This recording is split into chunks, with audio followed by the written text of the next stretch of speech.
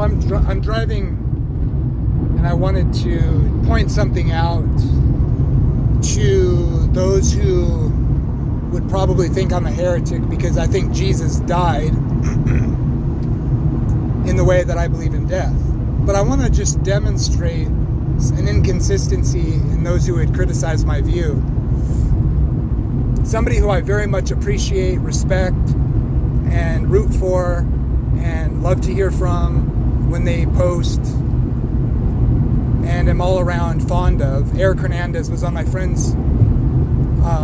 dear friend, Rebecca Davis, Bread of Life channel, someone who I also respect very much and appreciate very much. She was interviewing him about the soul.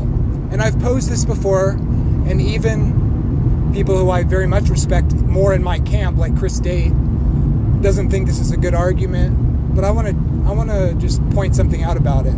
So I like to pose this thing just to get people thinking. 3 propositions. Okay, here's 3 propositions, and I think you have to pick 2 and to be consistent, and then I'll explain some of the issues. Okay, 1, Jesus is God. 2, Jesus died. And 3, God cannot die. And I know what people mean when they say God can't die. God can't cease to exist, blah, blah, blah. But wait a minute. So is what they're saying is God can't die like I believe in death, not like they do. But they say they're being consistent and that the Bible teaches that death doesn't mean apparently the kind of death that they're saying God can't die of. But wait, if they're being biblical and consistent, they do believe God can die, because God did die. Jesus is God and he did die. Why do they say God can't die? Oh, because they mean he can't die like we all understand what death is. You stop being alive. You cease to be conscious. Because they know in their heart that's what death means. And they forget to be consistent in their own view. They mean God can't do that thing that doesn't ever happen to anybody.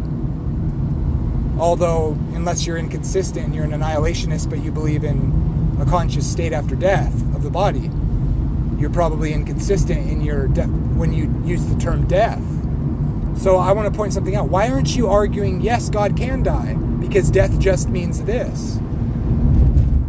Because you're inconsistent. You're inconsistent. You know what death means. And look, if a man dies, shall he live again? You know what that suggests?